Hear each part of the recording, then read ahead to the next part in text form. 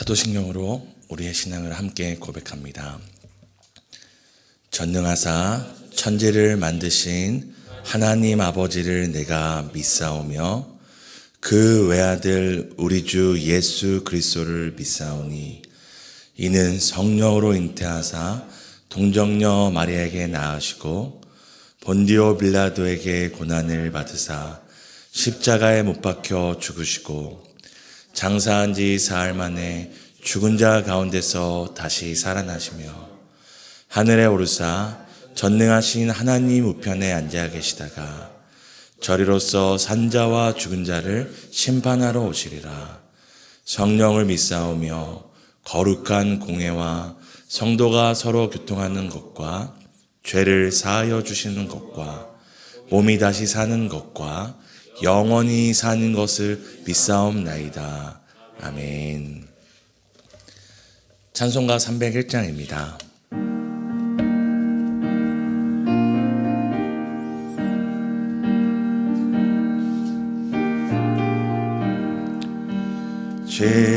지금까지 지내온 건 주의 크신 은혜람 한이 없는 주의 사랑 어찌 이루 말하랴. 찬하게나 주의 손이 항상 살펴주시고 모든 일을 주 안에서 형통하게 하시네. 몸도 맘도 연약하나 세임받아 살았네. 물 붓듯이 부시는 주의 은혜 족하다. 사랑 없는 거리에 나 험한 산길 헤맬 때 주의 손을 굳게 잡고 찬송하며 가리라. 주님 다시 배올 날이 날로 다가와 무거운 짐 주께 맡겨 벗을 날도 멀잖네. 나를 위해 예비하신 고향 집에 돌아가 아버지의 품 안에서 영원토록 살리라. 아멘. 신명기 32장입니다. 구약성경 신명기 32장 1절에서 12절 교독하시고 우리 마지막 12절을 함께 읽도록 하겠습니다.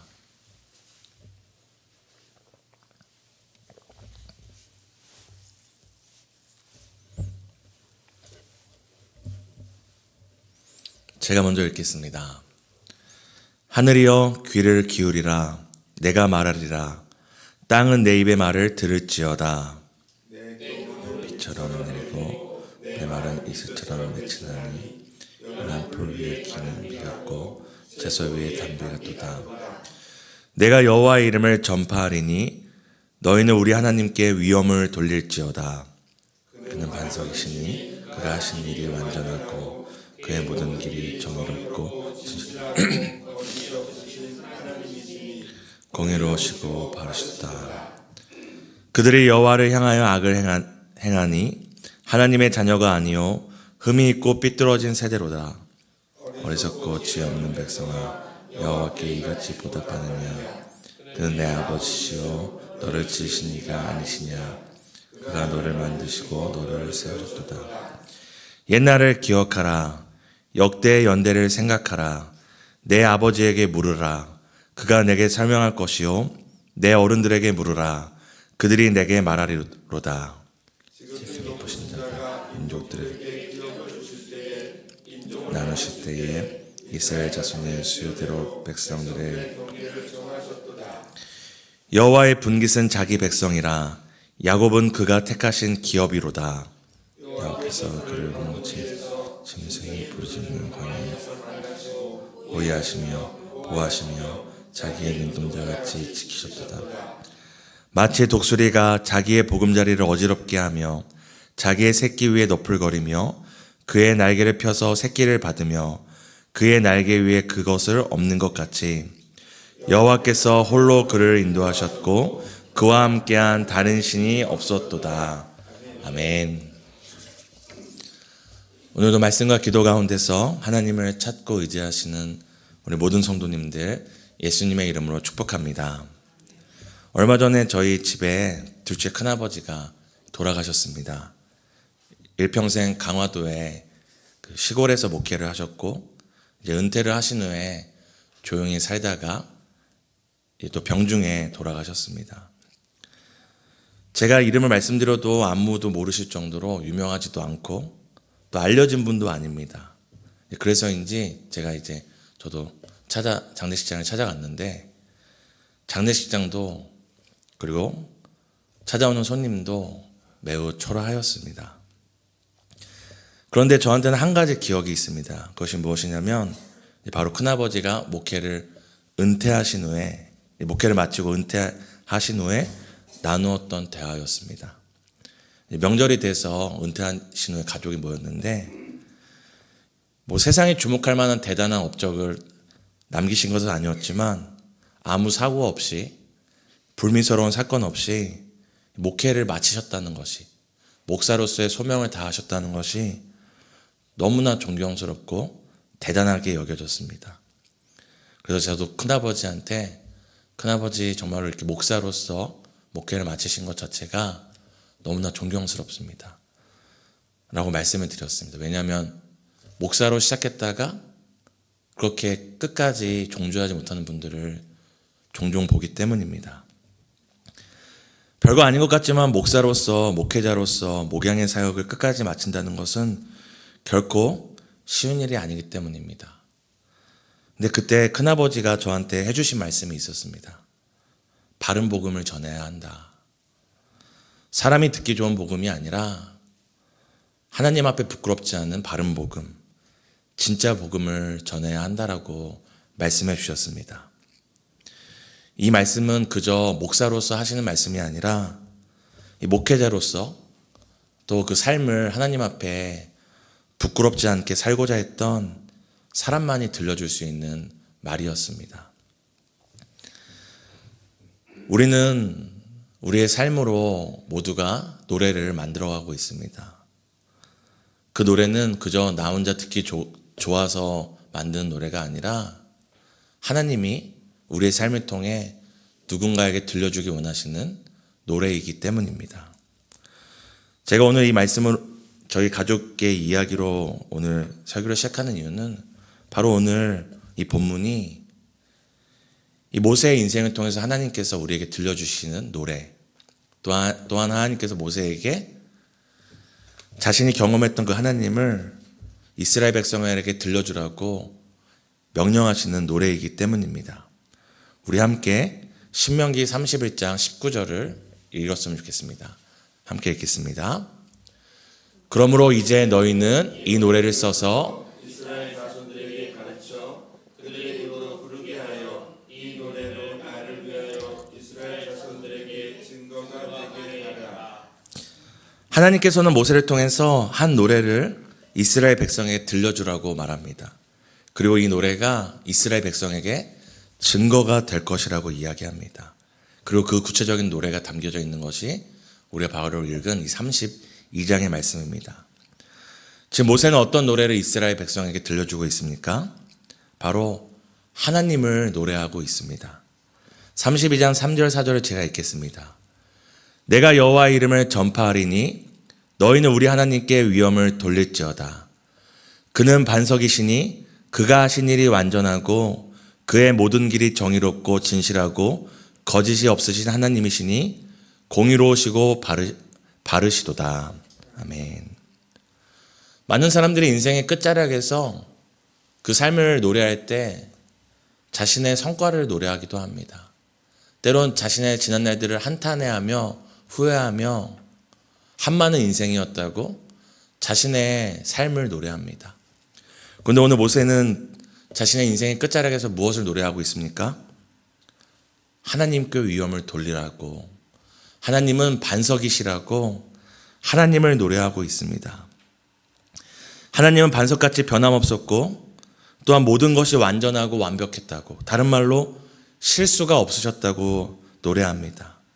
그리고 모세의 인생을 통해서 정말 하나님은 진실했고 공의로웠고 그리고 바르신 분이었다고 지금 노래하고 있습니다.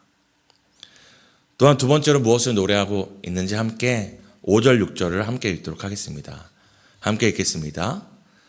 그들이 여호와를 향하여 악을 행하니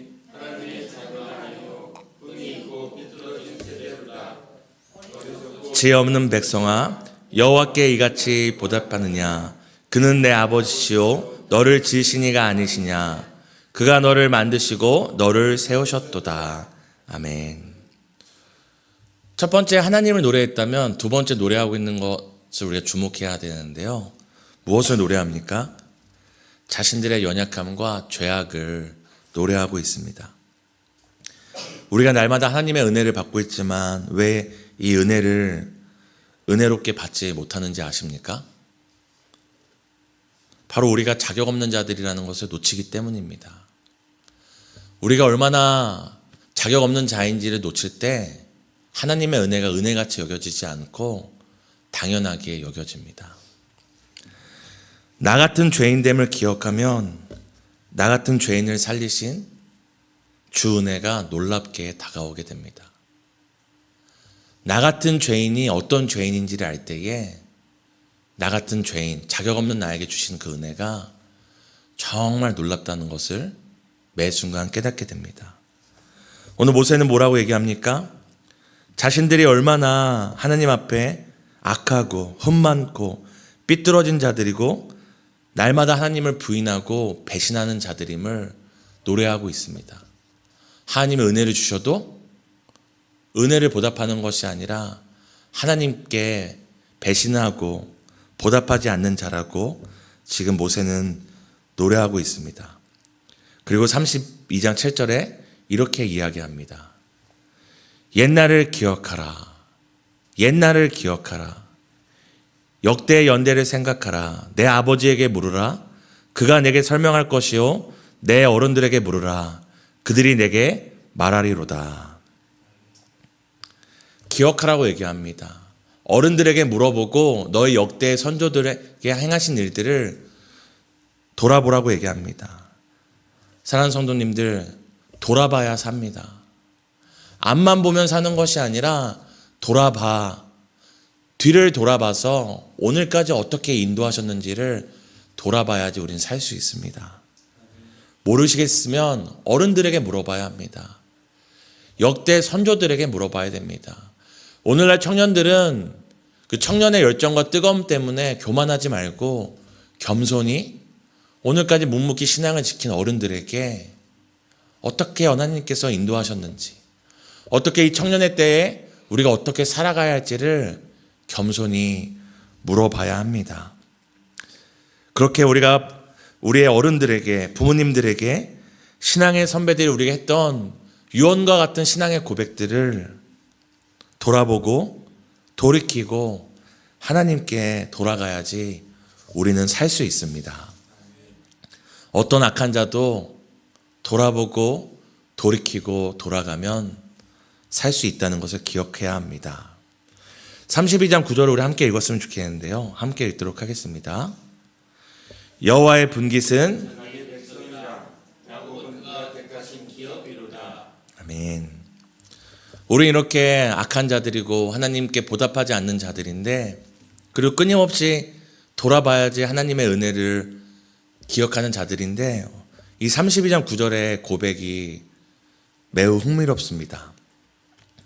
하나님이 어떤 분이라고 설명합니까? 우리를, 이스라엘과 야곱을 자신의 소유, 분깃, 기업으로 삼는다고 하십니다. 우리가 하나님은 우리의 기업이다라는 얘기 많이 하잖아요. 우리의 분깃이다라는 이야기 많이 하잖아요. 근데 오늘 이 본문에는 뭐라고 얘기합니까? 죄송합니다. 하나님이 우리를 분깃으로 기업으로 삼는다고 얘기하십니다. 그러니까 하나님이 우리를 재산으로 삼는다는 거예요. 사랑하는 성도님들, 만약에 우리가 누군가한테 우리의 소유와 우리의 재산, 우리의 기업을 자랑할 때 여러분들은 어떤 걸 자랑하시나요? 네, 예수님을 자랑하죠. 맞습니다. 우리가 보편적으로 자랑할 때 특별한 걸 자랑하잖아요. 자랑할 만한 걸 자랑하잖아요. 근데 하나님 보시기에 우리가 특별한 자들입니까? 하나님 보시기에 이스라엘과 이 야곱 백성들이 나의 기업이다, 분깃이다 자랑할 만한 자들입니까? 하나님 보시기에 먼지와 같고 아무것도 아닌 자들입니다. 오히려 모세는 뭐라고 얘기합니까? 하나님을 끊임없이 배신하는 삐뚤어지고 흠 많은 자들이라고 얘기합니다. 근데 그럼 우리를 하나님은 뭐라고 얘기하시죠? 나의 소유다, 나의 분깃이다, 나의 귀한 것이라고 말씀하고 계십니다. 오늘 모세가 하나님을 노래하는 이유가 여기에 있습니다. 우리가 뭐라고, 우리가 하나님께 뭐 대단한 걸 해드렸다고 하나님은 우리를 자랑하십니다. 내 자녀다, 내 백성이다, 내가 무엇과도 바꿀 수 없는 나의 기업과 나의 분깃이라고 오늘 자랑하고 있는 것입니다. 사랑하는 성도 여러분, 우리의 삶이 이 땅에서 보잘것없을지라도 하나님 보시기엔 어떤 자들입니까? 결코 빼앗길 수 없는 분깃과 소유와 기업됨을 기억하시길 바랍니다. 하나님은 우리를 하나님의 가장 큰 자랑, 가장 큰 소유, 가장 귀한 것으로 택하시고 삼았다고 이야기합니다.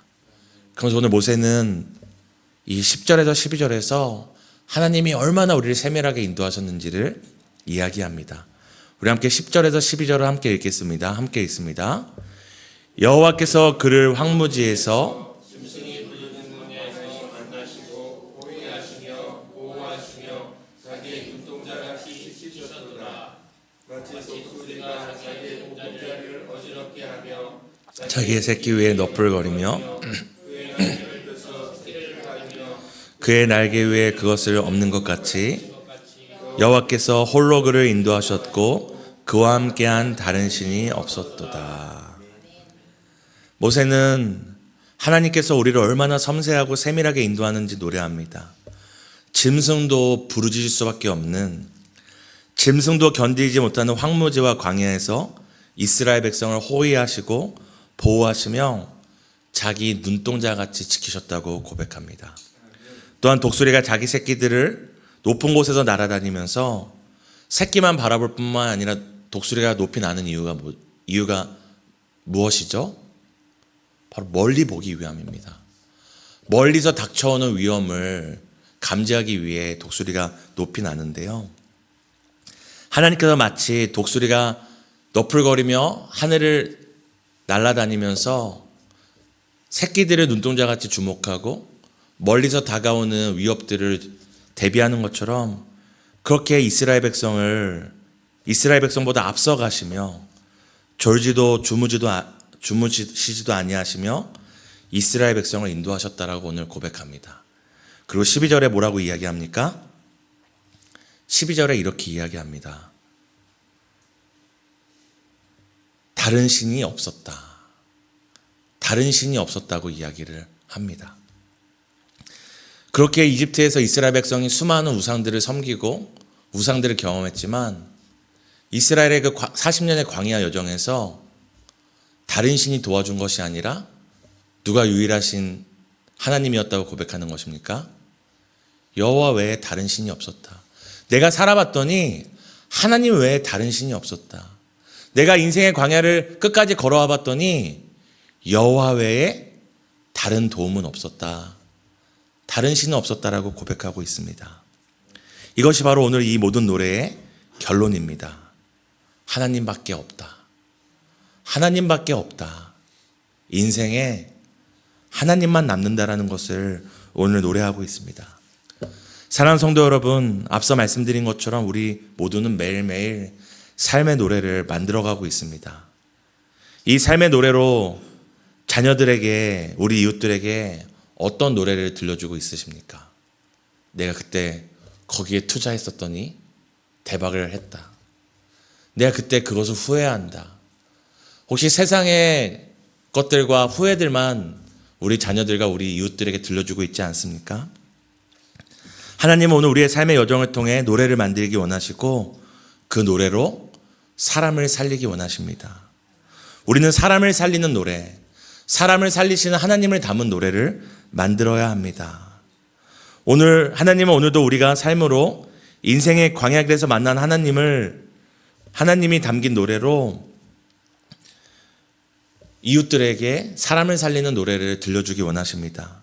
우리가 보기에는 보잘것없고 아무도 주목하지 않는 삶을 사는 것 같을지라도 하나님께서는 우리의 노래, 삶의 노래, 이 노래로 사람을 살리고 크고 위대한 일을 하실 줄을 믿으시길 바랍니다.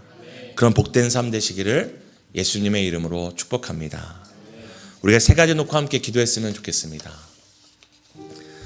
첫 번째는 매일매일 인도하시는 하나님을 경험하며 삶의 노래를 만들어가게 해달라고 함께 기도하겠습니다. 두 번째는 우리 자녀들과 다음 세대에게 하나님을 기억하게 하는 말씀과 노래를 들려주게 해달라고 함께 기도하겠습니다. 오늘 교회가 함께하는 기도는 직장 이 다락방을 위한 기도입니다. 사랑의 은사를 구하오니 주님의 마음을 우리에게 부어달라고 우리 함께 기도하도록 하겠습니다. 하나님 감사합니다. 오늘까지 우리가 산 것은 정말 주님의 은혜입니다. 숨 쉰 것도, 우리의 인생의 고통의 여정도 버틸 수 있었던 것도 모든 것이 주님의 은혜였습니다. 이 매일매일의 삶을 통하여 하나님을 경험하고 우리의 삶의 노래를 만들어가게 해주세요. 이 삶의 노래가 그저 나의 부요함을 자랑하고 나의 성공을 자랑하고 때론 나의 실패와 지난 날을 한탄하며 후회하는 한숨의 노래가 아니라 사람을 살리는 노래가 되기를 소망합니다. 하나님, 오늘까지 인도하신 하나님밖에 없었다. 하나님 외에 다른 도움은 없었다.